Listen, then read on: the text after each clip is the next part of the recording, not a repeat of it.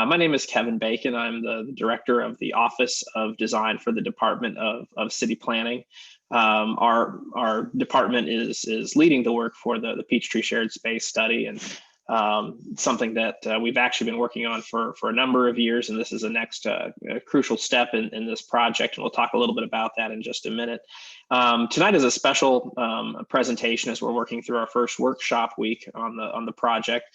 We're going to talk about a couple of things tonight, but we're really interested in talking about tactical urbanism, particularly for two reasons. One, that we expect that a part of this Peachtree Shared Space project will lead into some demonstration project near the end of the scope of work, and be an opportunity to kind of test out some ideas for what we think a shared space approach for Peachtree might look like and feel like, and want to get that started this evening, and we'll have an opportunity to have you all share some of your thoughts. And then we also want to talk about some exciting things that the city has been doing in a joint effort between the Department of Transportation, the Department of City Planning, to make it easier for us to do these tactical installations and projects throughout our communities and our city. And it's something we've been all working diligently on over the last couple of years. So we'll hear from some great speakers this evening. Maybe we can check the next slide and share who those will be.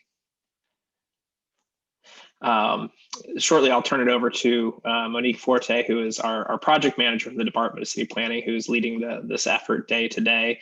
We'll also be hearing from Tony Garcia with Street Plans.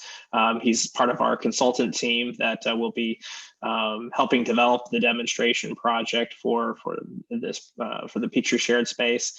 And then we'll also hear from Vanessa Lyra and Betty Smoo Madison collectively from the Department of City Planning and the Department of Transportation to talk about some of that work that the city's been doing with tactical urbanism. Next slide. So for those of you that are just joining us for the first time this week, welcome. What we're talking about, quite simply, is how we reimagine Peachtree Street as an exceptionally designed place for all people every day. As we've learned over the sessions that we've had today, interviews and looking at data, Peachtree does a really great job of moving vehicles. But as we're thinking about what makes downtowns successful, particularly growing downtowns, is the public spaces that they have available for the people that live there. Streets for people, yes, they can accommodate vehicles, but all other users are who we need to be considering that our streets are designed for. And that started with us as early as 2016, when our pop-up urban design studio, the Atlanta City Studio, started working on some ideas of what a public space improvements for Peachtree could be, and got into this idea for shared spaces. Spaces that are in design and a little more informal in terms of separation of users, and create more opportunities for public life and programming and activities and supporting businesses and residents. And you see some examples of that on the screen that kind of informed some of our earlier thinking about this, both domestically and abroad. We're kind of looking at everything for this one. And that really got us to an early idea for what Peachtree could look like. The section that we're looking at as a part of this study really extends from North Avenue, where we kind of have that conceived idea of that boundary between downtown and midtown, all the way down to Marietta Street. And we really zeroed in on a section of Peachtree Street for about plus or minus 3 blocks to really kind of test, from curb to curb, to face a building, number of lanes. If we could reappropriate that space and redesign it in a way that was in the spirit of a shared space, what would that look like? And that's gotten us to this study that we're undertaking now. And I'm going to turn that over to Monique Forte, who's going to talk a little bit about this study. But the spirit of it is that we can advance this design concept in a much more public way, that we can test the feasibility of it. We can talk to you all about this and develop it. So we're just starting the process now. We're very excited about the conversations that we've had so far this week. We're looking forward to the ones that we still have to go, not just this week, but over the next several months.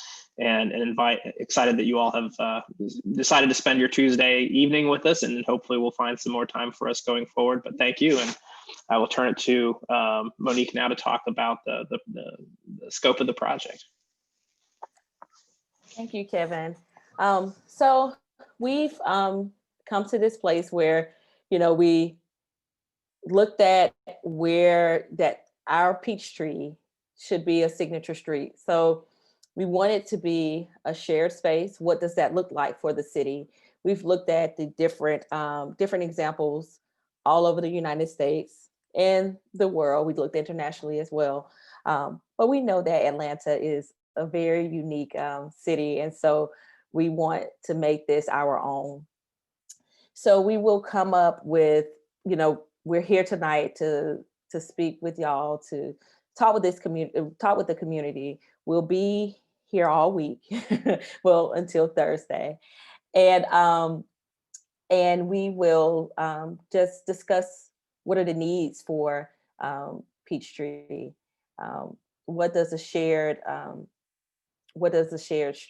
space looks like? Right now, we are still somewhere. We're in the existing conditions space with this workshop, first workshop. We also have an online wiki map where you can post your comments. They can be as specific as the intersection, a destination. So check out the wiki map at sharepeachtree.com. And we will continue the community engagement throughout. This will lead us to our end, which will be the demonstration project. We don't know the time frame of the demonstration project. We're still trying to figure that out through engaging the community and making sure that we do what it needs to be done in order to get this mostly right. And so we will do the demonstration project, and it will end in a concept report. We do want this to be something that is, the demonstration project will be temporary, but we want this to lead towards a more permanent effort. So next slide. So as Kevin discussed before, in the north is to your right. The study area it starts at Marietta Street to the south and ends at North Avenue to the north. We have broken this down to different segments because even Peachtree Street itself, it operates very differently at different areas. In this segment is no different. To the north, you have the hospital, which is it is more like a campus. Then you go across 7585 and between Mayors Park and Hardy Ivy Park. That operates differently. Around the Peachtree Center station in the Peachtree Center area, that operates differently than down in Woodruff Park, where you have Georgia State and a lot of other different stakeholders. So we will look at these different segments. So tonight we are here for the Tactical Urbanism 101. And thank you again for joining us. Tomorrow we will have virtual open studios, one at 4 to 5 and the other one at 5 to 6. We will also end we will end this week with the community pinup section, and this is basically what we have learned so far. And the community input map is live through almost the end of the month till the 29th of this month. And we have been holding stakeholder interviews all day today, and we will continue to do the same all day tomorrow. Again, to keep up with our how we will continue to engage the community, you can just visit sharepeachtree.com/engage, and just sharepeachtree.com. Just go and peruse and take a look and have fun with it. Next slide. And so we will now get to our guest, which Tony, Tony Garcia is the principal of Street Plans, and he leads the firm's Miami office. He is nationally recognized, a nationally recognized architect, writer, advocate in field of transit, pedestrian, and bicycle infrastructure. and travels the globe speaking on this subject of tactical urbanism. He has written, he has appeared in, been featured in Forbes, at Atlantic Cities, the Miami Herald, and among other publications. He's a co-author of the globally acclaimed series, Tactical Urbanism, Short-Term Action, Long-Term Change. He is also the co-author of a full-length book, Tactical Urbanism, published by Island Press. Tony is a recipient of 2017 Cynthia's Foundation Fellowship in Architecture, and together with Mike Linden was the recipient of 2017 Seaside Prize for contributions to the field of architecture and urban planning. And so I present to you Turvin Garcia. He will take us on the journey of what tactical urbanism is. Thank you, Monique. It's always weird hearing my biography spoken by somebody else. So thank you.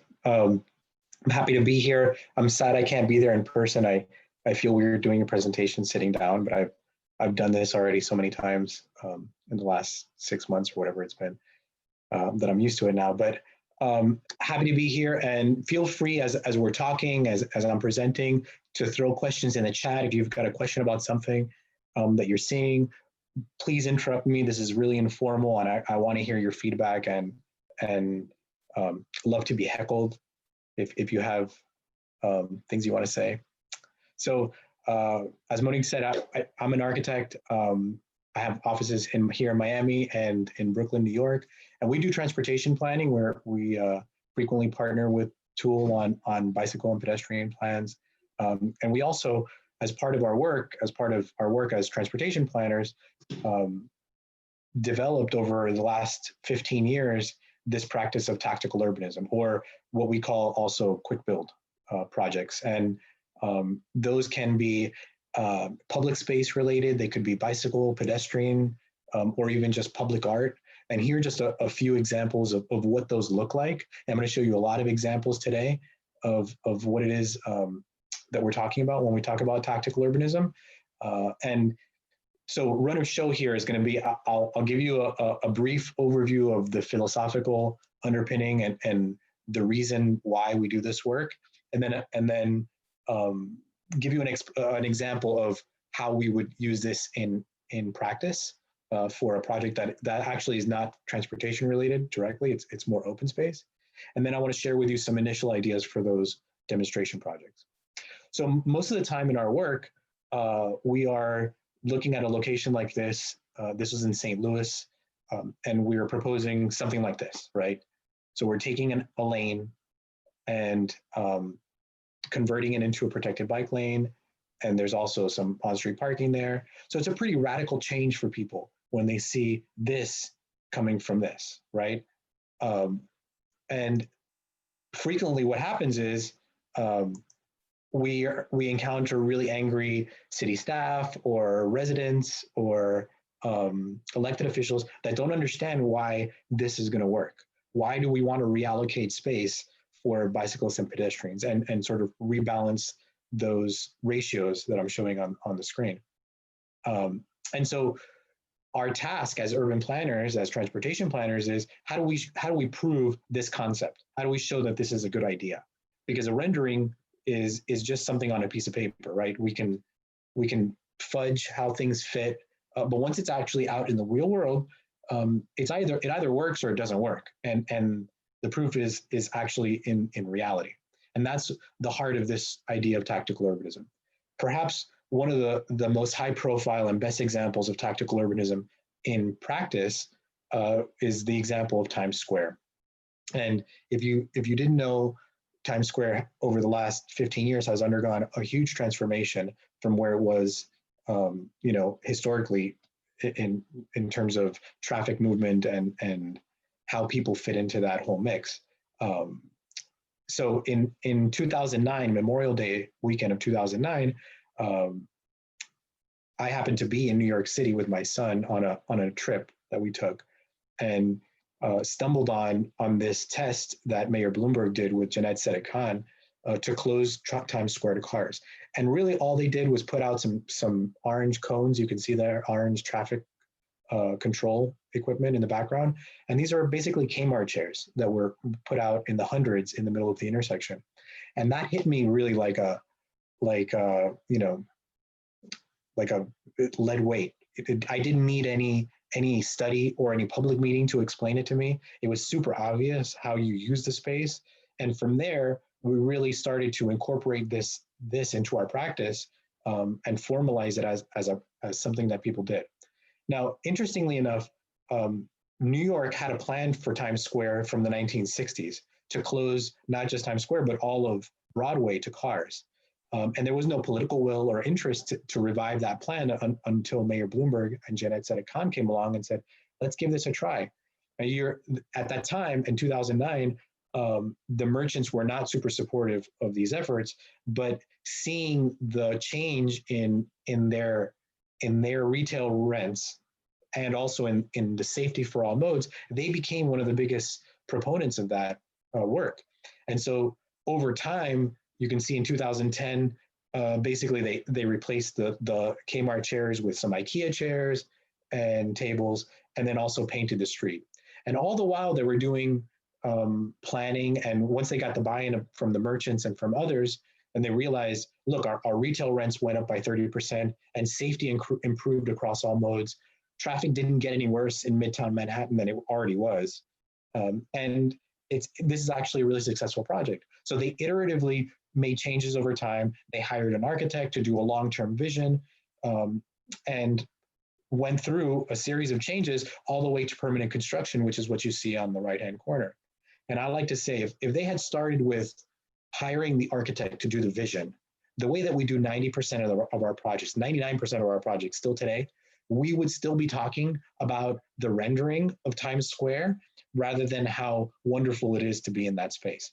And that's really the disruptive power of tactical urbanism in action.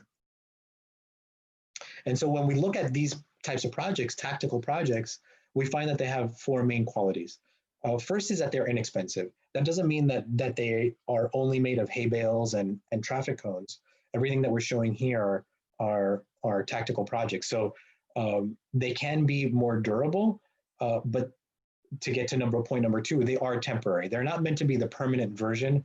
Most often, we use tactical urbanism to retrofit a condition in anticipation of some longer term construction project. And then finally, well, numbers 3 and 4 are very closely tied. We base this work off of existing plans. This is not guerrilla urbanism. It's not just a bunch of people going out and painting the streets, though I sanction that. I feel like, if you feel the need and see the opportunity, you should do that. But what we're doing is tactical because it's part of a longer term strategy. We spend so much money on these plans and master plans just to see them sit on a shelf. And that bothers me and should bother everybody else. It bothers me as a practitioner. It bothers me as an advocate that we spend so much money on plans that never are realized. And then finally, the core of tactical urbanism is that we involve people in the planning and in the creation of the infrastructure that they use, so that we learn from whatever it is that they have to tell us. And I'll get into that a little bit more. Why is that making so important? Why is it a critical part of a demonstration project to have people involved? And part of it is we remember so much more of what we do than what we write and what we hear. So a demonstration project as a means to an end is another tool in our toolbox to get people engaged in the process outside of the context of a Zoom meeting on a Tuesday at 6 p.m. Or in pre-COVID times, in the before times, I would have said it's a better option than being in a cafeteria, a school cafeteria on a Wednesday night. Who wants to do that? It's no wonder that people don't engage in the public planning process, because why would I want to spend my time in that context? Whereas if I tell you, let's go out and paint this bike lane for a month and that will last a month and see how it functions, people respond to that more. They want to know that their time is being spent for something worthwhile, that they can see what the result is. And then finally, learning from that. So what I'm going to show you in a second, this project, I love showing this image because it shows the power of what it is that we can do with this methodology. It's not just about a bunch of cones in the street. This was done by a group of high school students over the course of a weekend for $15,000. Now can you imagine having to do this through a normal process? It would take years of studies, hundreds of thousands of dollars of engineering to get something that probably wouldn't be this elegant or beautiful. And all the while, the need is still there. So that gets to one of the core parts of why we do the work. So when I try to explain this methodology, I love using this graphic because it's all about building something, testing whether it works, and fixing whatever didn't work. So there's an inherent acknowledgement in the process that things are not going to properly 100%, which I think we have to go into staff. We don't know everything. We're as much artists as we are, technicians, and we don't have all the answers. So testing things out is a good way of learning before we make any large investments. And I always like to say, test before you invest. And this is actually a graphic that we adapted from a book called The Lean Startup, which is just about product design, actually. And you think about all of the products in our lives, our cars, our cell phones, our computers, furniture, all goes through a similar type of design thinking process where things are tested out, they're built, and then you see how it works based off of user interactions. We do that for all these devices that cost $1,000 or $100. We don't do that for our cities when we're spending tens of millions of dollars on infrastructure that we built and that takes 10 years, only to find that key elements of that project don't work after we're done. And that's really what we're trying to short circuit, to get ahead of things that might not work, to fix them for that final version. So, to go back to this and to really hammer it home, how do we normally do capital projects or transportation projects? There's a focus on long-term capital improvements. That means if I call 311 right now in Miami-Dade County for a crosswalk outside of my house that I know I need, it'll probably take 5 years and $100,000 or more in engineering studies for something that my wife and I can go to Home Depot, buy a can of traffic paint, and paint in the morning on Saturday morning, this Saturday. And that's what we're trying to get at here. The normal process is too slow, it's too expensive, it's not flexible.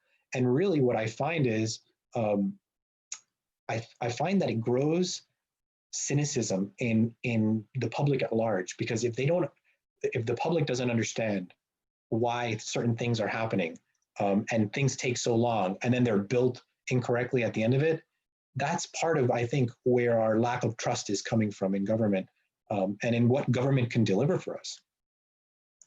So what we like to say is, let's start breaking down project delivery into smaller increments so that we can get to a permanent design, but without making all of those financial and political commitments up front.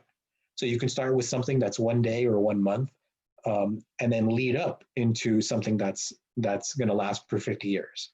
So while this has been framed as a demonstration, we've kind of pushed it towards the more pilot phase where it could last for several months. And there's a reason to that. And for each of these steps, there's a different type of material. So for a 1 day pop-up, for example, we have certain types of paint that will wash away, tempera paint or chalk. And then there's other water-based paints that will last for up to a year, depending on how they, if they're driven on or not. So there's different types of materials, and also different expectations with regard to the public. Where is the public involved? As you get more permanent, we use volunteers less frequently. So they're not as important in interim design, and really a lot of interim design is done by contractors anyway. So our phase here is going to be the pilot phase. The project's going to last 3 months, maybe more, depending on how well it's received and how it functions, and how long the materials last. And going back to this idea of why we do iterative work, I feel like this captures people's attention often. For the most part, most of us have grown up with technology, and I speak for myself as a borderline Gen Xer, 1980s, kid, I grew up with this technology changing every year, and our phones change every year, our software changes every year. And so I feel that culturally, this is a moment that we've been training for our whole lives. We're used to our devices changing, right? They get better. Some things get worse. There's quirks, but we have patience because we know that the next version is going to fix whatever was wrong that first time. And so that iterative nature of technology has been ingrained in us. It's trained us.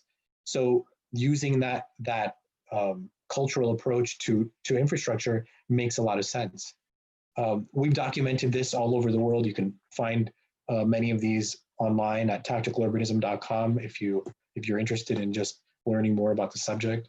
And when we think about examples of this type of work, it can come from anywhere. It can come from the bottom up. We see so many phenomenal examples of tactical urbanism that comes from people identifying a need in their neighborhood and going after it, either with official permits or not.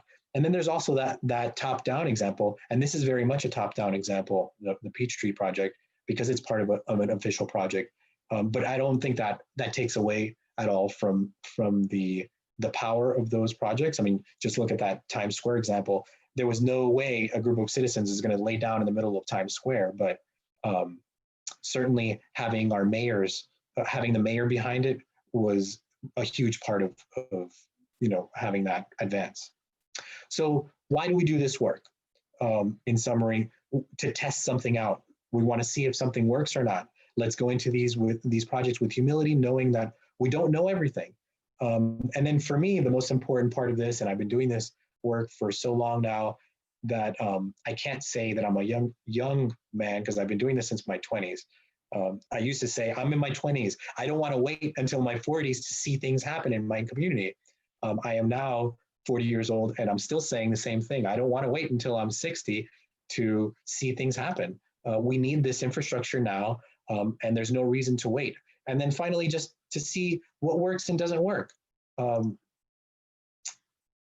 So often we use these projects to test out key elements of a project or of a design so that we get out of the boardroom or out of the meeting room and actually see what works and doesn't work. And I love showing this image because this is a project, we did a master plan in Burlington, Vermont, where one of the issues came up about lane widths, and our fire marshal of the city was insisting on very, very wide lanes. And we told him, you don't need those wide lanes, you need very narrow lanes.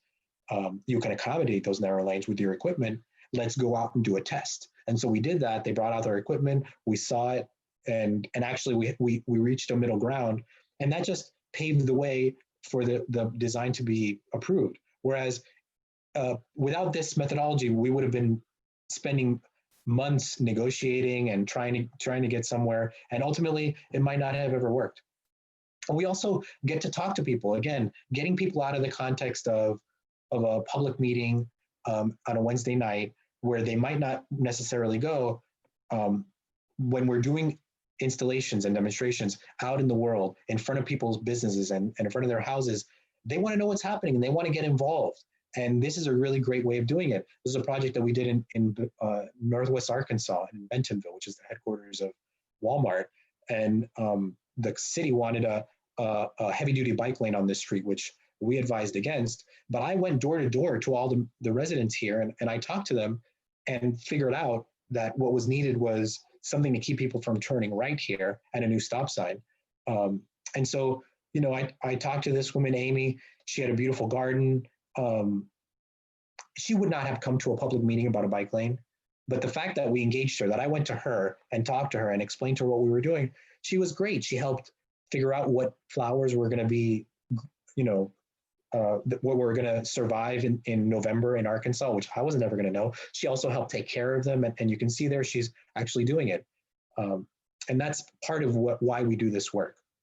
And to get more at that user experience, this is what we're talking about. When I say, let's go into it with humility, too often we plan what we think is the right solution only to see it built and have people use it in a completely different way. Let's design around user experience instead of capital D design. So I pause here. If anybody has any quick questions before I jump into this, this case study, I'm happy to answer them, or I can just power through. Okay, so the example that I want to share with you is something called Biscayne Green, and it's the conversion of a parking lot or a series of parking lots in downtown Miami into a public promenade, a series of public parks. And this is, if I could find a comparable street to Peachtree, this is our Peachtree. This is Biscayne Boulevard. It's a street that runs the full length of the city. It's also US 1 as it comes down all the way to go to the Florida Keys. So it's a really important street. And in many ways, it's designed as a highway. You can see this aerial. It's 4 lanes in either direction, flanking a series of parking lots in the median.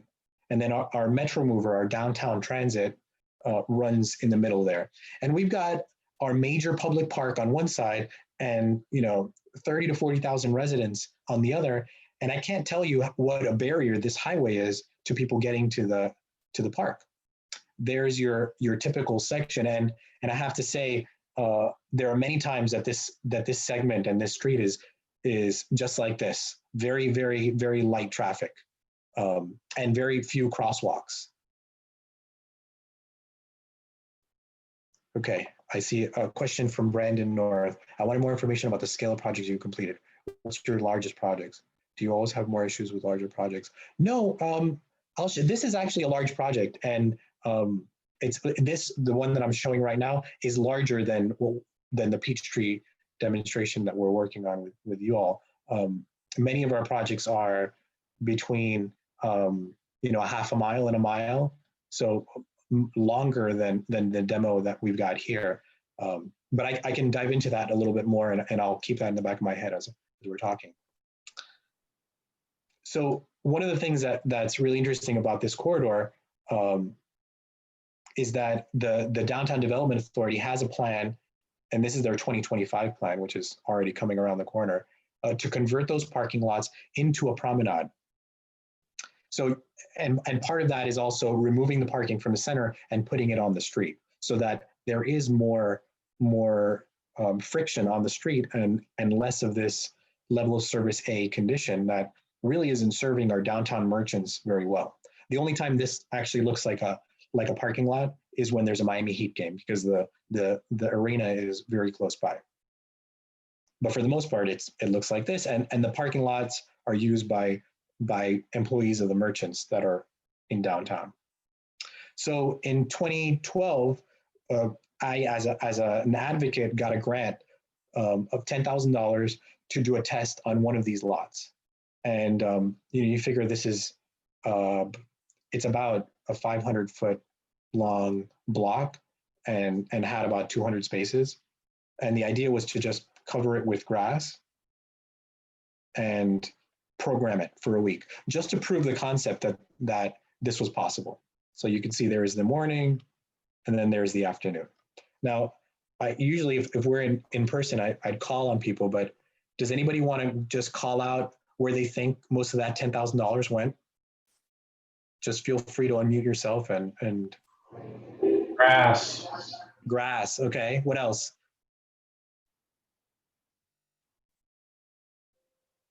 No ideas? Come on, guys, one more idea. Where else would we put the money besides the grass? The trees.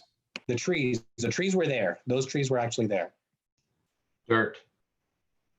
Okay. So actually, the majority of the funds of the $10,000 went to pay for the parking for the week. $7,000. The grass was donated by a landscaping company that at the end of the week they rolled it up and reused it on another project. It was watered every day by the City of Miami Fire Department, and everything else was donated. The little remaining funds were, I bought these chairs, the white chairs on Craigslist for $100. We still use those for holidays, even today. So that was our first sort of test of this. And It was really successful. People loved it. We even had folks, as we were picking up the grass, come out of their condos, and they were really upset about us removing the grass, and they said, "How could you do this? You know, it was almost like, you monsters. How are you removing a park?" It was as if the park had always been there, and what it really did was, without touching the street, without impacting the 4 lanes in either direction, it brought the park space that much closer to the residents. But what we said was, like, look, I actually don't live in downtown. I live in another part of town. I said, if you really want this, call your commissioner, tell the mayor that you want this to be done. Oh, look, there I am with in the top right-hand corner with all my black hair before I started to go gray. So after that test, the DDA went and did what most municipalities do, municipal entities. They did more studies. And I told them, you don't need to do studies. You just get some grant funding or spend your own money to do some more of these activations. But they did another study, and you can see here that the result of that study, their preferred alternative was to turn the 4-lane section, the 4-lane in one direction, to 2 lanes with on-street parking and a separated bikeway. Later on, they finally did get a grant for the project from the Knight Foundation, from the Knight Cities Challenge. And as it turns out, coincidentally, somebody from the DDA had seen me present at some forum like this, and said, let's do this. Let's do a longer test in a greater scale, at a larger scale, to see what we can do. And so this involved 3 of the lots, including the station, one of the transit stations, and then the creation of a busway on one side of the street and on street parking. So taking the 4 lanes down to 2. And the key part of the site plan, the reason I show this is because we try to program as many things that a public park would have, like a doggy park. Can you believe that in all of downtown Miami, there's no doggy park? So, and then also a playground.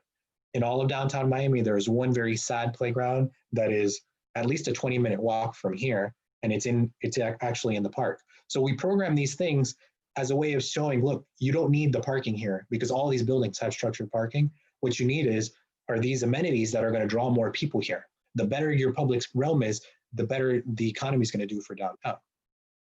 And part of what we always do, and I feel very strongly about, is incorporating art into our infrastructure, because infrastructure has to be beautiful for people to love it. And I think the places that I'm going to show you in a second, places that we love, are beautiful. And part of that is drawing it out and making something, incorporating art into the infrastructure.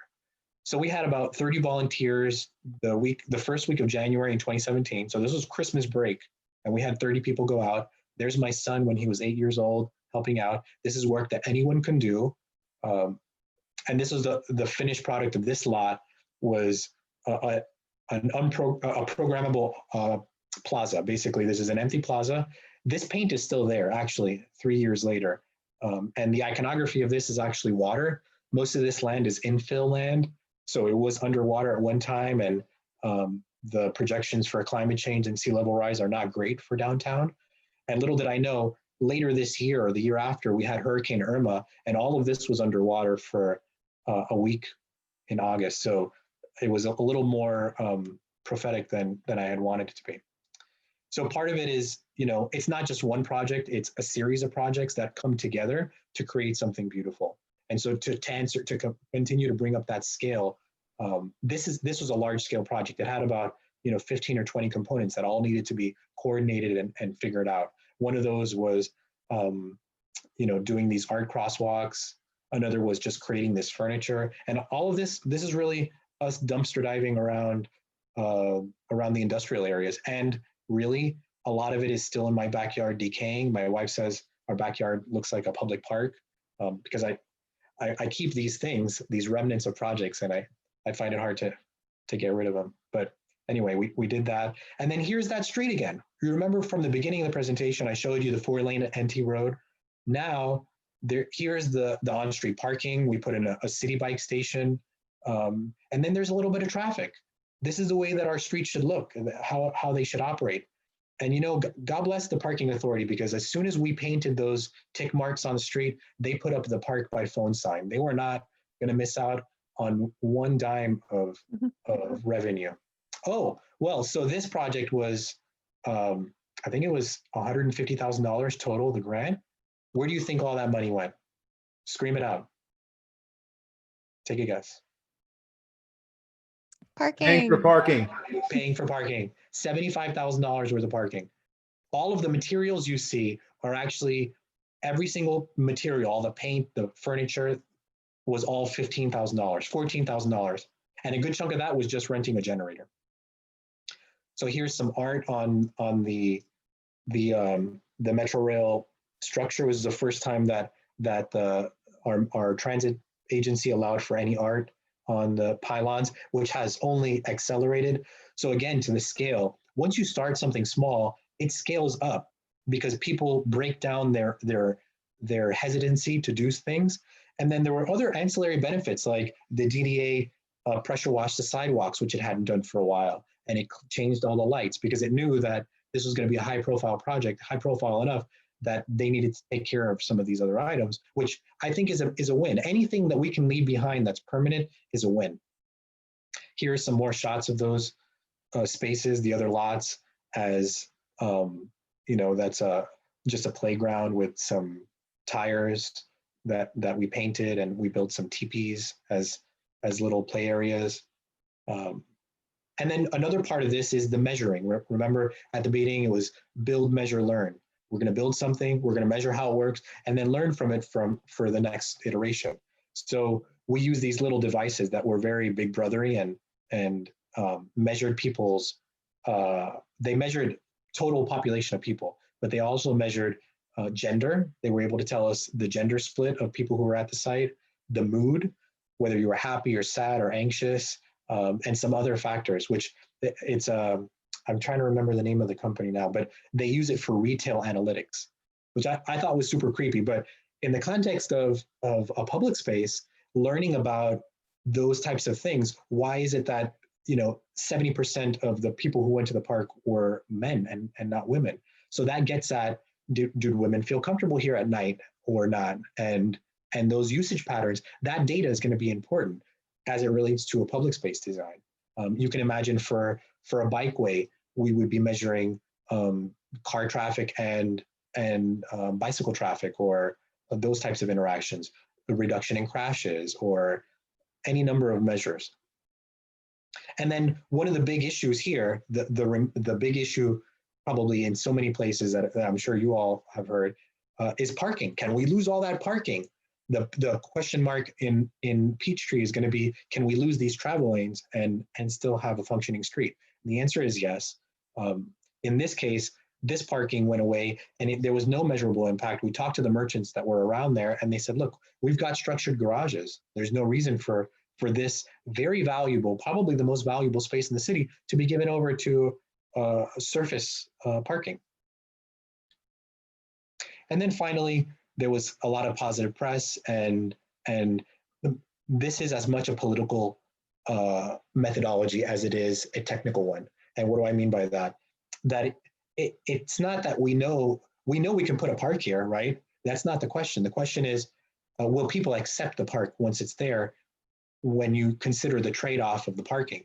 And so evaluating trade-offs and building popular support is a political game, not a technical one.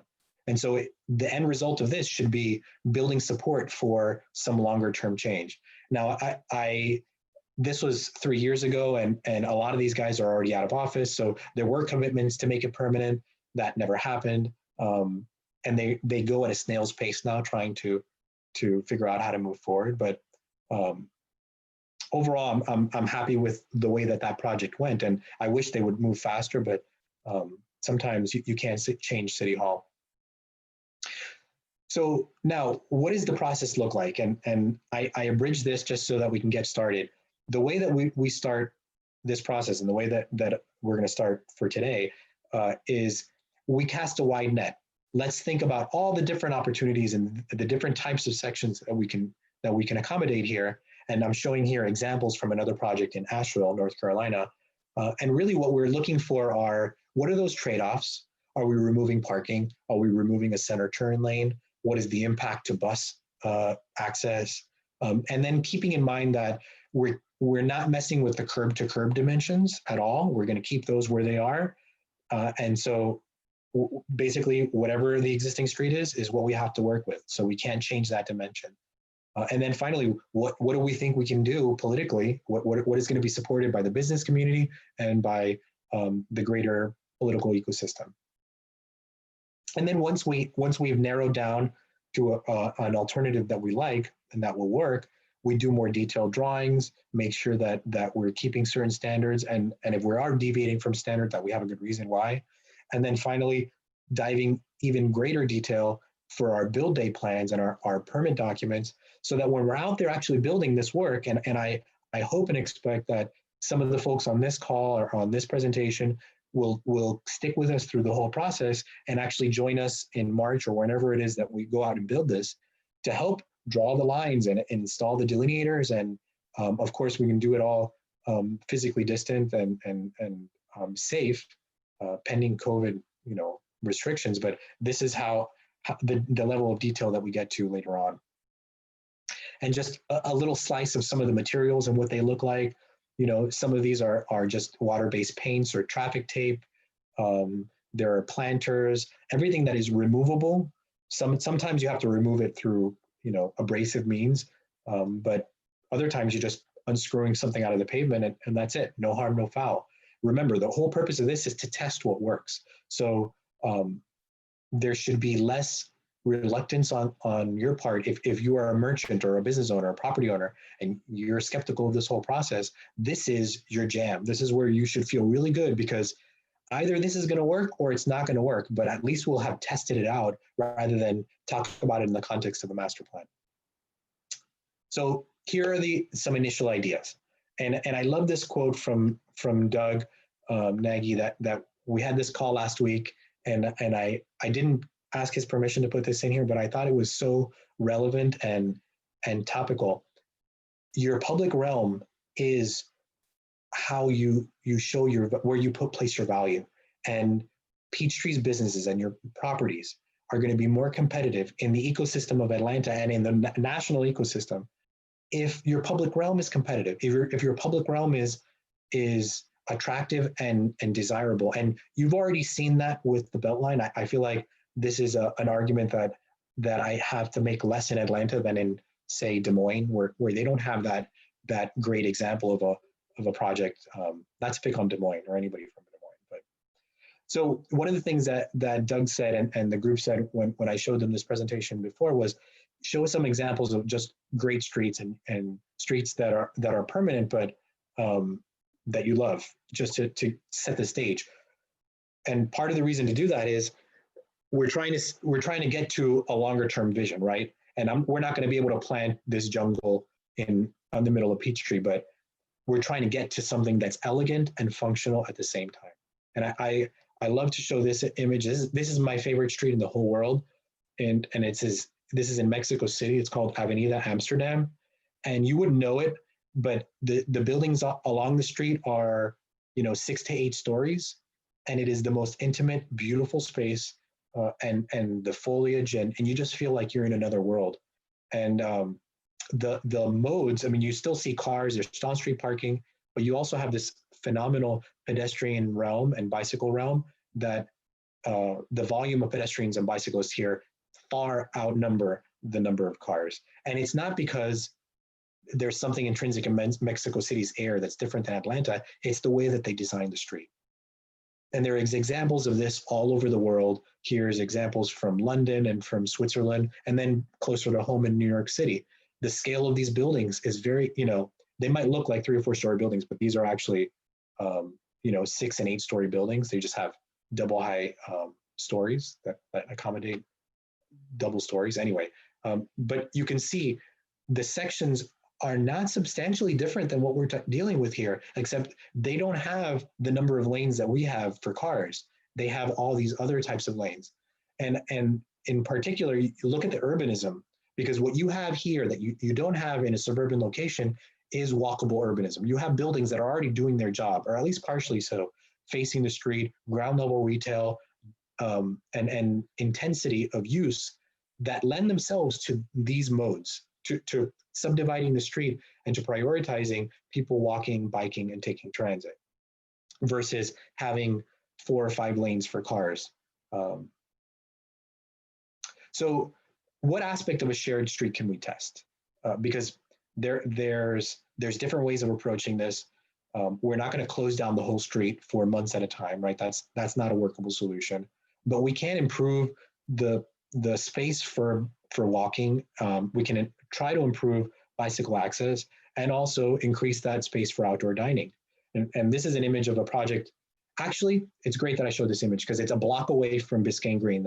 This is the back side of the building that faces Biscayne Green. And you can see there's a access point there. The scale here is actually not different. These are, some of these are 20 and 30-story buildings, actually, much taller than in other contexts. And this is a sidewalk extension. And it's just art. And this was delineated with cones initially and then with planters. If we really wanted to test a shared space condition, this is what I would propose. I'm not sure that we're going to be able to get there with the internal conversations that we've had. This is a project we did in Asheville, and that tested a shared street condition that can be closed.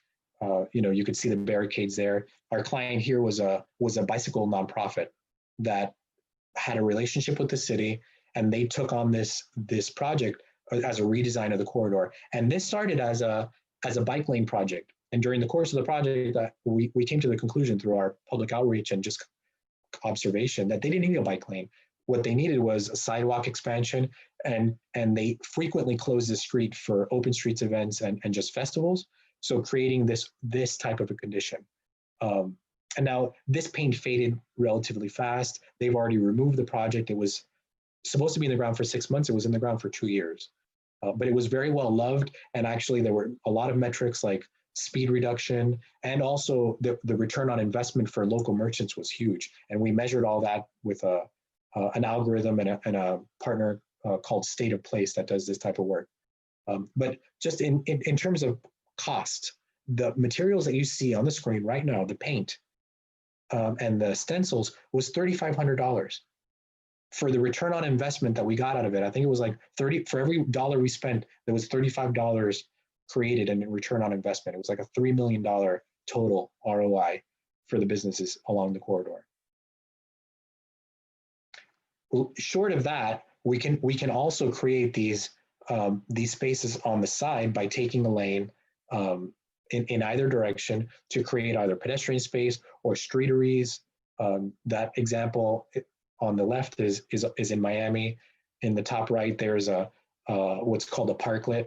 So you can imagine over time, maybe we paint the street initially and then, or just have it be a solid color or delineated somehow. And then if it's successful in 3 months, some parklet is built around a location that needs that seating or that outdoor dining. We might also consider things like bicycle infrastructure. This is a test that we did. Also, this was in Northwest Arkansas, showing different types of delineators, different configurations of bike lanes. Here's another example of that, of a bikeway and a bus stop together. I see my chat. On Avenida Amsterdam, are buildings more accessible to cars than other users? Do other users have to cross traffic lanes to get to businesses? Yeah. I mean, people in Avenida Amsterdam cross wherever. The idea of jaywalking is laughable in other countries because they just cross wherever. But it's only one travel lane in either direction and then on-street parking. So they are somewhat closer, but I don't know that the total section there is actually 90 feet, building face to building face. And it doesn't feel like, it feels more intimate because of the trees. But in fact, I chose it because I love it, but also it's a comparable dimension to what we're working with here. And I'll get to that in a second. First. Okay, so the way that we went about this was I looked at the corridor block by block, and I thought about how we would go about a demonstration and what was practical and doable in the time frame that we had with the budget that we had for materials. And we're talking with the team, we identified that this 3-block stretch of between Baker and Ellis was the most realistic and seemed to be easiest to do out of all the different contexts, and also had the land use around it that was going to support it. And within that context, there are actually 2 typical conditions. That middle block is a little bit different, and I'll show you that in a second. And then we thought about what are the different ways that, how are we going to use this new space that we're reallocating. So it could be for a bikeway, and I've heard different things. I know there's a bike, the 2-way bike facility on Peachtree Ave, a block away, with mixed response from the bicycle community, though it is a facility that's there. And then the priority here, I think, was what we heard was outdoor dining and extra sidewalk space for pedestrians. So we kind of designed around these 3 scenarios. So I'm going to go through segment 1. So segment 1 is that condition between Ellis and Young, and between Baker and Young.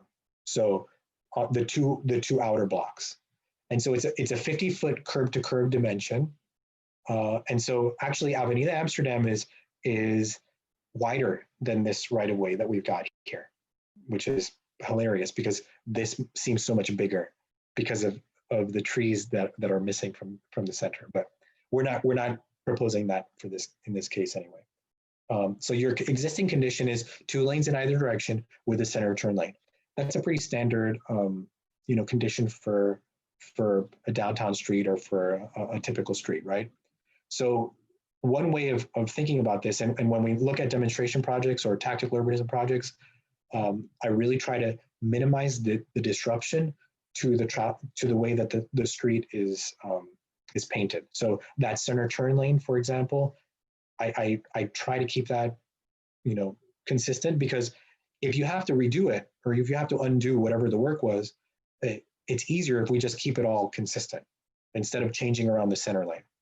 So the center turn lane we want to keep consistent, and then the other 2 lanes as well.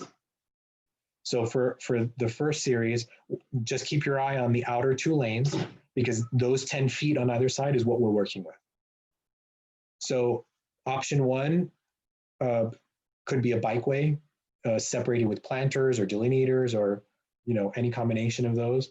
And this is having a protected bikeways on either side of the street is, from a bicyclist perspective and from a transportation planning perspective, the better option versus a bidirectional. So I think this would be probably better used, and there are fewer conflicts here than potentially on Peachtree Avenue. But this is one option. And then another option is just having that extra space be outdoor dining, which can be converted into a parklet later. We don't have the funds right now to incorporate a parklet, but we're showing that it can be included there in the future.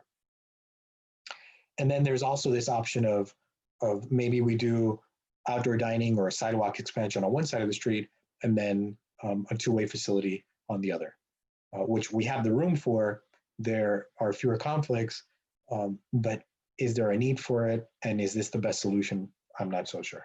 But one of the things that I wanted to do was, as I said before, we throw out everything that we can. Let's put it out all on paper, and we do what my mentor and friend Victor Dover says: propose and dispose. This is a classic new urbanist methodology where we draw out a bunch of different versions and we say, this doesn't work, but we had to draw it out to figure out that it didn't work. And so that's segment 1. Segment 2 is that middle block. And the challenge with the middle block is that it doesn't have the center turn lane, and then it also has a loading area and a bus lane on one side of the street. So it's got a little bit of an asymmetrical condition that we were trying to be cognizant of and thoughtful about. So one option, that option with the option with the bike lane, we would be able to do a protected bike lane on one side, but then where the bus is, we would do some sort of a shared bus bike situation. And one of the things that we heard from staff in our review of these was that this bus may not need to stop as frequently as it does. So we might be able to relocate this stop for the demonstration, and also that it duplicates existing metro service underneath anyway. So there's a solution for that. We could potentially just make this a protected bike lane on both sides to be consistent with the other two segments, if we were going to go the bikeway route. Then again, we might just go this route where we have the on-street dining, or some combination of dining, outdoor dining and bikeway, or outdoor dining on both sides without any bikeway. So that's wrapping up just my advice for those of you who are just interested in this and want to do more of this work. If outside of the context of Peachtree, if you're thinking about doing tactical projects, be practical. Think about what you're going to accomplish in a couple of days. Even if your project is supposed to last for 6 months, we start off with big plans at the beginning of all these meetings, and then as we go through, the budget will tell us what we can and cannot do, and also our own ability. You have to put yourself in the position of like, okay, we've got 4 or 5 people here. What are we actually going to be able to accomplish? And then this is as much for staff and for my fellow consultant team. Things are going to go wrong. There's going to be materials that don't show up on time, even though we ordered them 2 months in advance. There's going to be paint that doesn't work properly or starts flaking off, or some operational thing doesn't work the way that we need it to, and we're going to have to fix it. And that's the whole purpose of doing this test, or doing a test, is to fix whatever doesn't work. So we have to go into it knowing that that might happen. And then also, don't copy and paste what you see other communities do. Think about your context and what is needed by the people that you're serving. Talk to the people that you're actually going to help do this work, and do that together. So much of our work right now is actually co-creating with communities rather than imposing what we think we're going to do. And I think that is definitely where this field is going, and where tactical urbanism is going. And then finally, this is also for my friends in the city, and I know that they're going to talk a little bit right now about their awesome efforts in trying to formalize tactical urbanism within structured permit pathways. I would encourage them and challenge them to continue to develop those tools, and to make them as easy and as straightforward as possible, so that normal people, not like nerdy practitioners like me, can actually avail themselves of the process. So thank you, everybody, and I hope I left enough time. There's my email address. If you have a question or just want to send me an email, I'm happy to respond. And I'm going to turn it over to Vanessa, I think, or Betty, to talk about the awesome work that they're doing.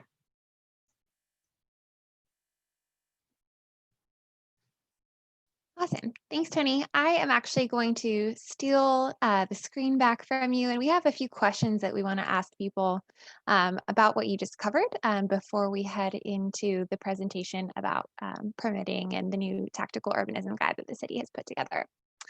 Can everyone see my screen okay? It's asking you a question. Awesome. Thanks for the thumbs up, Tony.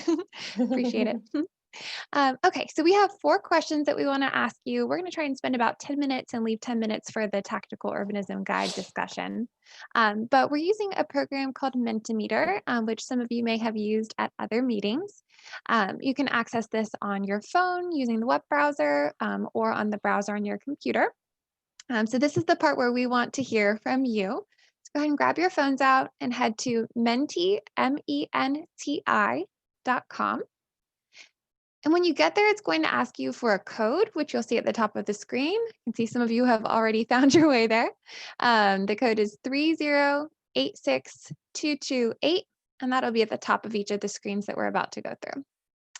So the first question, even though we got some early starters who already have been answering, is asking which of the potential demonstration project elements are most exciting to you? Of course, this is not a comprehensive list. You'll have a chance on the next slide to add in some extras. But given what Tony was talking about with the limited space we have to work with, would love to see what some priorities are. All right, so far you can see the numbers. Those are sort of finding an average of how you all are ranking them, from not so exciting to very exciting on the extreme end. And so far it looks like outdoor dining is in the lead,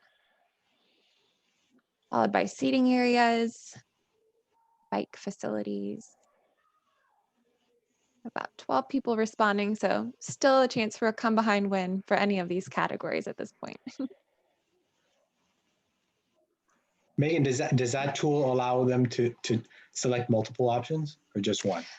So what it's asking everyone to do as you're looking at the question on the software is you're ranking each one from Okay, not so exciting to very exciting. So everybody is answering for all 8 of these. got it. Okay. Awesome. Give it about 20 more seconds before we head to the next one. Any surprises from the team of what we're seeing? Crosswalk art is ranking very low. Mhm. It is. And That's outdoor surprising. dining is high, which is not surprising. Not surprising. It's Yeah. holding on. Okay. Right. Awesome. See a final adjustment there, but no real change in the rankings. I'm going to head to the next one. All right, this one is an open-ended question. We gave you some pre-slotted answers in the last one, but this is asking, do you have any ideas for a demonstration project element that wasn't discussed either on the last slide or that maybe Tony and his team haven't even thought of yet that you think could be a cool element to add that makes sense for Peachtree Street? Nice. While we're waiting for those to come in, I had a question for Tony. I loved where we ended on the presentation about don't be afraid of problems happening or failures in the process. It really gets back to what I think we all champion is that the city's a laboratory, that we're continuing to really do this right. It's a series of testing and experiments, and sometimes not all experiments are successful, and that you learn from those. I'd be eager to know if in those there were any maybe bigger failures that you remember that might have led to happy accidents, or things that you really learned from that weren't necessarily like supplies not arriving on time, but maybe something was a unexpected surprise in a project that really informed it in a profound way. Yeah, yes, on every project there is some of that learning that happens. I'd have to say we did a project in Akron, Ohio, which was a 2-way bike facility. It was a road diet, lane reduction, similar to one of the drawings that we showed, or some of the drawings. It was a 4-lane road with a center turn lane, and we took the outer lane. I'm doing it like this, like you can see me. I took the outer lane and put a 2-way bike facility there. And this is a street that had 20,000 cars a day. So it was right on the cusp of where, that lane reduction starts to get a little dicey. And sure enough, as soon as we had it on the ground, there was significant pushback by the public on the scale of thousands of emails a day from a very angry public that didn't understand why they were waiting in traffic. And the city did a traffic analysis that showed that the level of service of one of the intersections went down. All they really had to do was change the signal timing, and it would have fixed the whole thing. And instead of fixing the thing, they did the study and removed the project. So it was a learning for me to challenge my city clients to not knee-jerk reaction, remove something just because. You have to iterate, you have to change in the course of doing the demonstration. If not, it was all for nothing. You need to learn. And if you do an analysis and you spend the money on an engineer to do that analysis, listen to them and make that change. Doing a signal change is not that big of a deal once you've done that analysis. So that was a big learning moment for me. Awesome. Gotten some good answers in for this question while we heard about that nice lesson learned. Thanks, Tony. Some fun ideas, things like some shipping containers, street games like bocce or mini golf, tactical loading zones, spaces for bike and scooter parking, which we see as a need on so many of our streets, including Peachtree Street. I did see we got a question about how we'll be able to test a shared street using tactical urbanism. And as Tony mentioned before, Tony, do you want to take this one? Yeah, the best way of doing that would be to paint the whole street with a pattern, and closing it off periodically. I know I had a good conversation earlier today with Rebecca Serna from the Bike Coalition, the Atlanta Bike Coalition.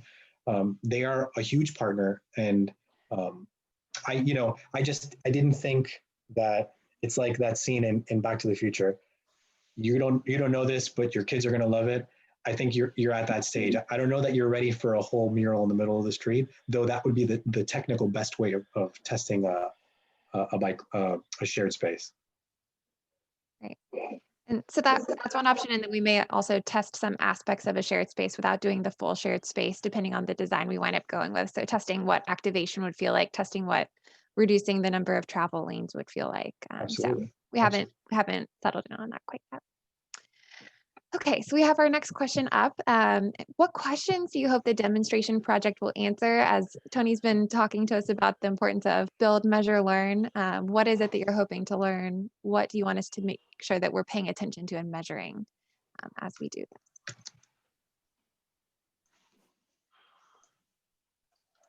This one is an open-ended question again. I think we had one question pop in from the chat while we wait. I think goes back to the first question that we had on there. Was my favorite option was outdoor dining, but the concern is outdoor dining is restaurants or street food vendors who support it. Are there plans in place to create incentives for the restaurateurs? We'll have to be cognizant of that. I think we've seen that play out in other areas of the city too, particularly where we've tried to support food trucks. And how do you balance that with the local restaurants and businesses that have already been there? That's a tricky balancing act. And Tony, have you seen things from your other experiences that might share some insight on this question? Yeah, I mean, it's actually super on point, because one of our steps has to be talking to the restaurants to make sure that they're going to use it. And that stewardship is critical to planning for any sort of on-street dining here. And I imagine at this point, I don't know, some of the national chain type restaurants might not care to do outdoor dining, but I don't know that we would propose outdoor dining at consistently across the whole corridor without talking to the merchants first. Great. So it looks like we've gotten some answers in for this one. I'm going to run through this quickly since we only have a couple minutes left before we hop over to the next presentation. So some questions we're looking at to answer. Will Atlanta be ready for a shared space or something that's less vehicle oriented? I think Yes. we're all hopeful the answer is yes, but this will be a good way to test that.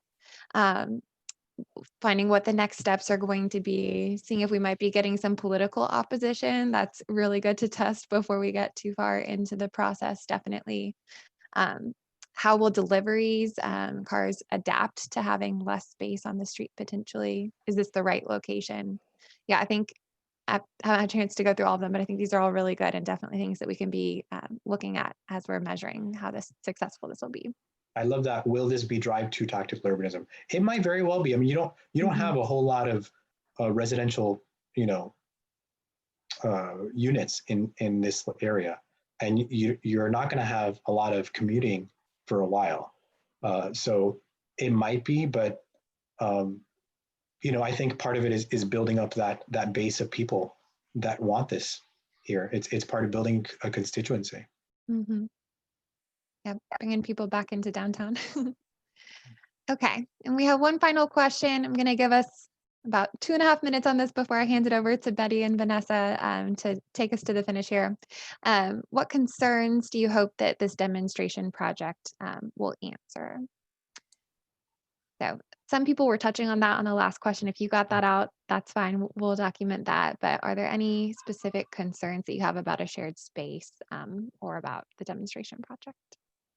And as people are answering, one of the things that was brought up in the previous slide, and I think that we have to consider is what percentage of people are actually using this as cut through versus destination trips. Mm-hmm. And that gets at that. I don't think you want people cutting through your downtown or through your main street. This is your main street.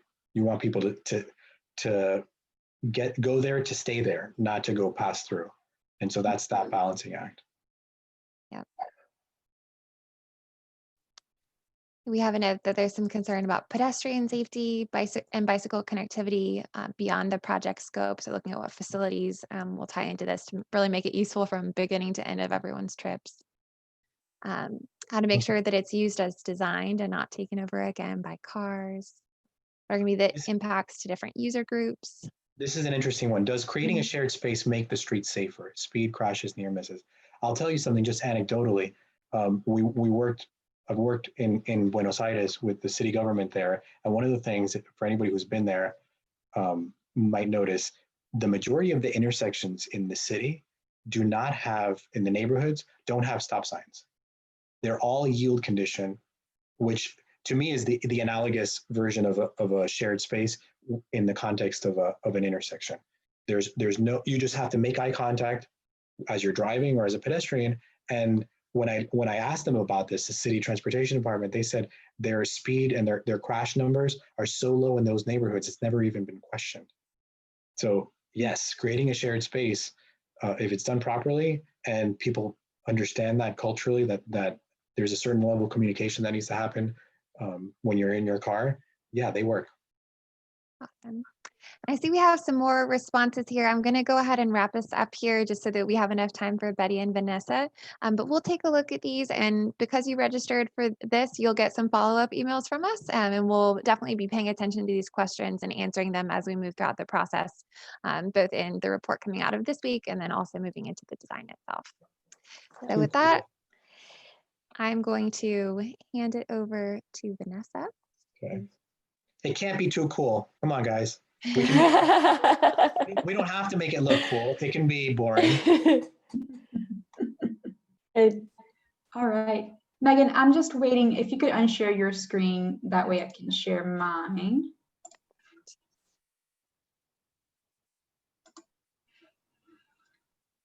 Let's see here.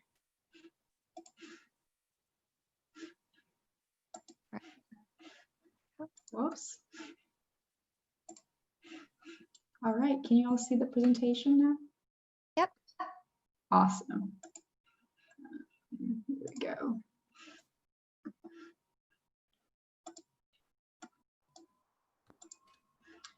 All right, well, thank you very much. I'm Vanessa Lira. I'm an assistant director with Department of City Planning. Betty and I are going to be talking a little bit about the Tactile Urbanism Guide that we've been collaborating on. And Betty, I'll let you introduce yourself. Okay. Hi, good evening, everyone. I'm Betty Smoot-Madison. I'm with the City of Atlanta Department of Transportation, Mobility Director on the Strategy and Planning side. And I just want to say thanks to the Peachtree Shared Street team and the Department of City Planning for including the ATL DOT as a partner. And I think this is an exciting opportunity to do something new and different in the city and challenge us as transportation officials in the city to really expand the way we think about our streets. So this is great. I will, so again, we're excited. I'll be tag teaming with Vanessa on this presentation a bit, and I'll walk through some of the basics of what tactical urbanism is, some of the allowed project types and the process for getting designs approved. And then Vanessa will walk through some of the design standards a bit. If you haven't had a chance to review the guide, you can find it on our website at atlantagA.gov. Just navigate to transportation and strategy and planning, and you'll find the documents there. I think Vanessa has also included a bit.ly link at the in the presentation that you'll see as well. So for ATL DOT, safety is a major priority for us. We recognize that our city streets have predominantly and historically been built to suit the needs of cars. And so we are in the mindset of sort of reverse engineering some of our streets, if you could say, to slow cars down and provide safer facilities and accommodations for people, either people walking, people bicycling, people taking transit or other activities. As Tony mentioned previously, we recognize that sometimes our own processes for making improvements can be very slow. And so we wanted to create this process to enable communities to be able to organize and be able to lead and implement change on neighborhood streets that could potentially lead to long-term changes. This slide is pulled from the One Atlanta Strategic Transportation Plan. It's the mayor's vision and ATL DOT's blueprint for transportation over the next few years. There are numerous goals and actions that span from everything to asset management to creating a 21st century workforce. One of the most relevant and key goals in this effort is adopting Vision Zero as the city's roadway safety program. And that was something we were able to do or achieve just this past April. City Council unanimously approved legislation to adopt Vision Zero. And so the creation of this tactical urbanism document is a way to help empower communities and to make their streets safer through various traffic calming techniques. Next slide. And this is just a quote from our fearless leader, Commissioner Josh Rowan, really just reiterating what I said, but it says, to achieve the goal of Vision Zero, we must use every tool available to reduce the speed of vehicular traffic and to repurpose excess roadway pavement. This tactical urbanism guide represents an outstanding opportunity for the community to partner with the city to make physical changes to promote safety within our streets. And just as I am, he's eager to see the creative ideas that this process will generate. And from the city planning perspective, our goals for the public realm very complementary to what DOT has been working on, is really to create vibrant spaces for people. And a lot of our public spaces currently look like this. And we really want more of them to look like this. So this is an image of our plaza on Broad Street that, you know, is next to a lot of restaurants and serves a lot of different markets, from students to residents and employees that work downtown, to really leverage the space for people and improve pedestrian access. And so that's really kind of, you know, a vision for our goal for every public space project that we're a part of. And also have a quote from our leader, Commissioner Tim King, from quick build walkways and parklets to asphalt art, tactical urbanism is a key tool in our mission to design a vibrant public realm. And we're thrilled to collaborate with ATL DOT on this initiative and provide design standards for the communities to implement new projects in their neighborhood. And so we feel that tactical urbanism is a really important asset and a way to really start to more quickly retrofit our spaces to be more vibrant and cater better to all different users. All right, so what is tactical urbanism? I think after Tony's presentation, I think we have a great understanding of what tactical urbanism is, so I won't spend too much time on this, but basically it's a concept that uses small scale, low cost, short-term design treatments that are really geared towards demonstrating opportunities to improve the design of a street or implement safety improvements. The pictures that are included here are from some of the projects that we've done between ATL DOT and Department of City Planning over the years. The one on the picture on the left side is from the 10th Street bike pop-up that we did last year. And that was something that was on the ground for about 10 days. The images on the right are projects that were implemented by the Department of City Planning, the crosswalk art in East Atlanta Village. And as well, one of the recent projects by DCP is a tactical walk lane that is in Chosewood Park. Again, this is where you can find the link to the guide. It's bit.ly, so bit.ly/tactical urbanism ATL. All right, so eligible project types. We anticipate that this document will continuously evolve over time. This is our first iteration, and we're planning and hoping to be able to add additional project types in the coming months. But for now, these are the projects that the city feels very comfortable with, and we've developed some guidelines that will make it very easy to approve and quick to get installed. So the project types are, and I'm gonna just kind of group the art ones together, but there are art-related projects, the crosswalk art, pedestrian space art, and traffic signal box art. These are all great ways to bring attention to pedestrian spaces and are used to create vibrant spaces within communities. Curb extensions can help increase visibility of pedestrians waiting to cross and reduce their this is something that became even more popular since COVID has hit, and communities are wanting to have more space to recreate and in a socially safe and distant way. And so cities have allowed communities to put out barricades to increase awareness to cars that those streets are shared with pedestrians and bicyclists. Parklets are essentially small mobile pocket parks and sitting spaces. And then a tactical walk lane, like you saw in the image on the previous page, is just an opportunity to repurpose excess space on a street and create safe spaces for pedestrians. Next slide. This slide essentially just shows you can kind of take these project types and put them in two buckets, essentially. One would be demonstration projects and one that are pilot projects. Demonstration projects are more immediate term. They're very rapid deployment and are on the ground for less than 30 days. The materials used in the demonstration pilot are intended to be very temporary. So you would see more of these like planters, light paint and things like that. And they're not intended to be something that would be on the ground for a long period of time. A pilot project is a little more longer term, intended to be on the ground more than 30 days, more than a demonstration, but and can last up to 1 year. So the materials used for these are intended to be a little more durable.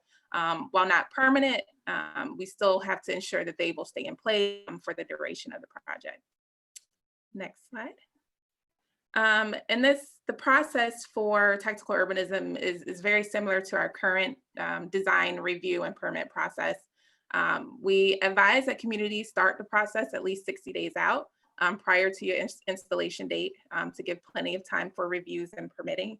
The design review process, it all starts with the community having an idea and a potential location for that idea, and making sure that your neighbors and adjacent property owners are all on board and in agreement with it. What you don't want to do is sort of spin your wheels and utilize your time and resources and money doing a project that your neighbors don't like. You don't want to get it on the ground and they're calling for it to be taken out. So you definitely want to make sure that your neighbors and adjacent property owners are on board and they support it. Once the community has their design documents together and all necessary supporting documentation, then you can submit an application and those documents to the city for review. The application link is also on our website. You can find that there. We have essentially created the design templates for communities to use. So if you follow those to the T, then the application process will be fairly quick and straightforward.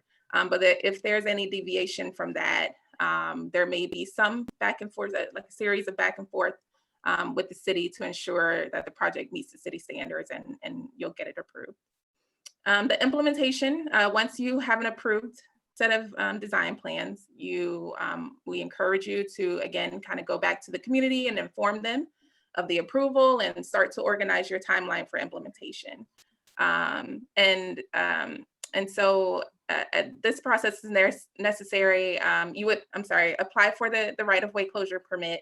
And then this process is necessary because we need to really make sure there aren't any scheduled work for the area that you're planning for, such as utility contractors and things like that. And so we want to make sure that there, your scheduled time that there are no other conflicts at that point. So you would apply for the permit, submit your approved designs along with that, and then your insurance documents as well. And once you have that, you're able to install your project. I know we're a bit short on time, so I'll try to be quick here, but we just wanted to kind of go through each of the project types and show you examples of what that could look like. So the first one is crosswalk art, and that is basically a mural on the ground that is within the confines of the traffic devices of the white stripes. That can either be parallel stripes, one on each side, or kind of the piano key here that you see on East Atlanta Village.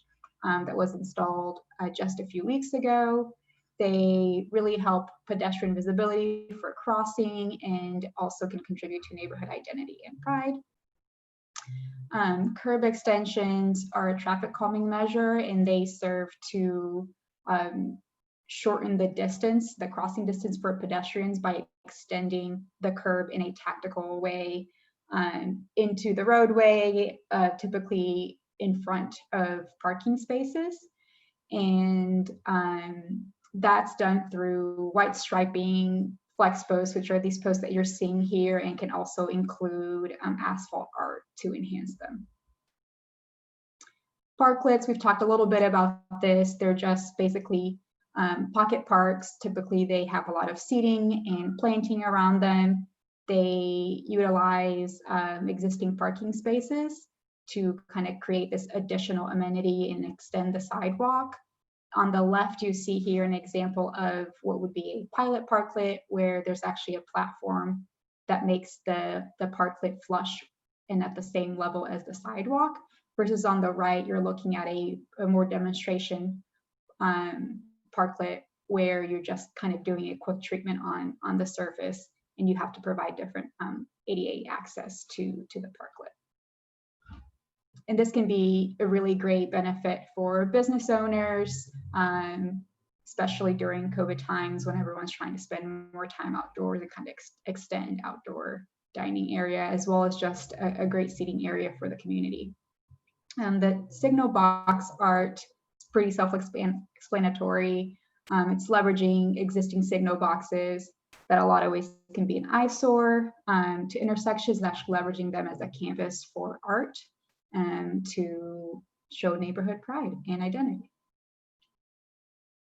A slow shared street, this has also become very popular with COVID, like Betty has mentioned, and they're really a way to slow traffic down on a street in order to make more space for other users, such as pedestrians, cyclists, kids playing.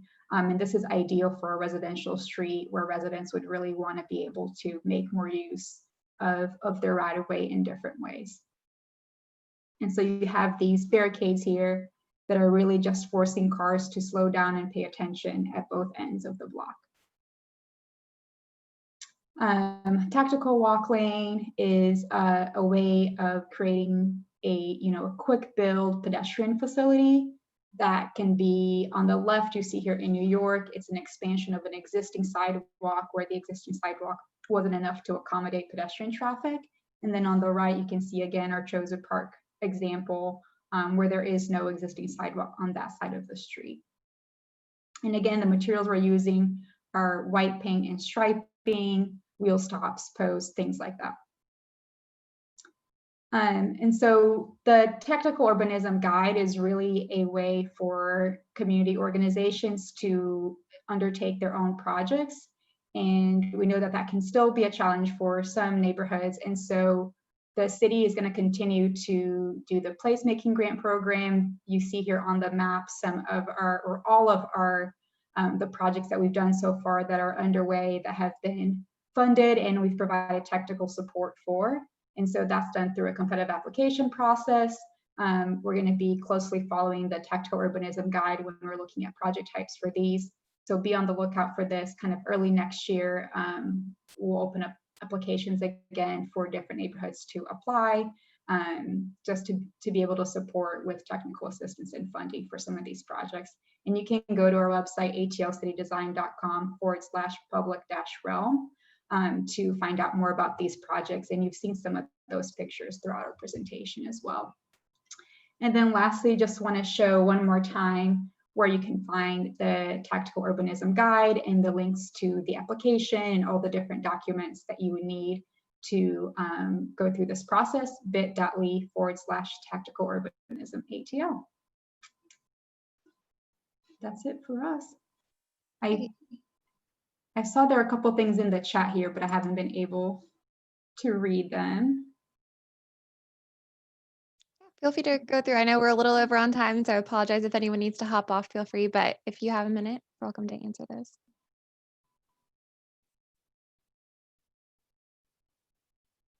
Can we generate ideas outside of these options like creative bus stop?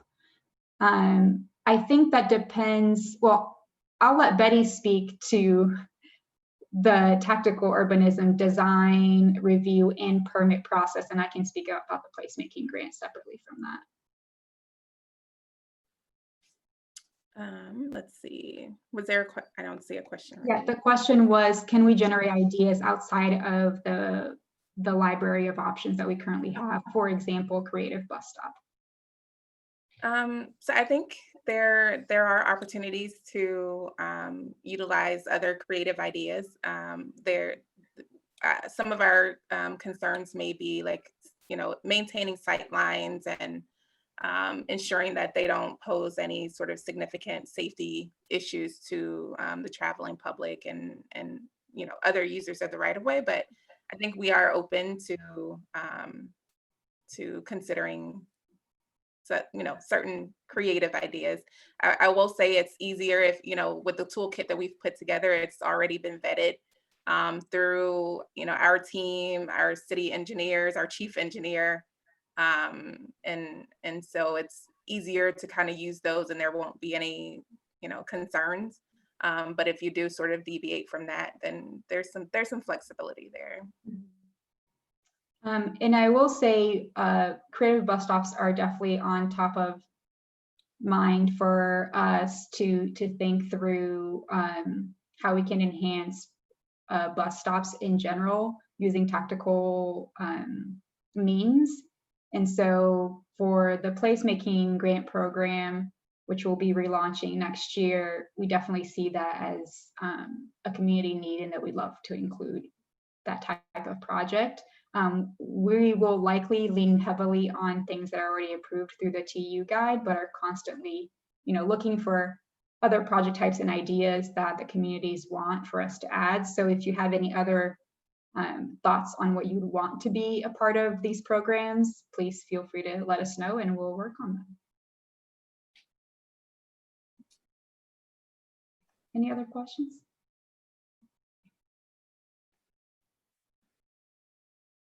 All right. Thanks, everybody. Yeah, thank you so much for joining us. I'll make one final plug. You'll see I threw it in the chat as well to please visit sharepeachtree.com after this. Some of you may have already participated, but we have some more events happening this week. There's a virtual open studio tomorrow from 4 to 6 p.m. where you can drop in and chat with the designers and collaborate on some location-specific ideas for the shared space. On Thursday evening, we'll be having a pinup session where we'll be bringing back everything we've been hearing from all of these different activities and bringing that back to the public along with some draft concepts. And then the community input map is on the website for you to go in and tell us your pet peeves or your big ideas. It seems like we have a really creative group here, so I'd love for you to take a look at it and share some of your ideas for how we can improve the space in specific locations along the corridor. So any final words from the city? Just to say thank you to everybody that attended tonight for your time, and a special thank you to Vanessa and Betty, not only for presenting this evening, but the culmination of all of the hard work that I know that's gone on from your leadership and both of our teams in developing that over the last several months, years, even working through all of the early projects that got us to that point. So thank you, and there's still plenty of work left to do, but I'm happy that we've come so far. Definitely. Exciting times ahead for Atlanta. Awesome. Well, thank you so much. And I hope you all have a great evening. Bye. Thanks, everybody. Bye-bye. Bye. Bye, guys. Have a good night.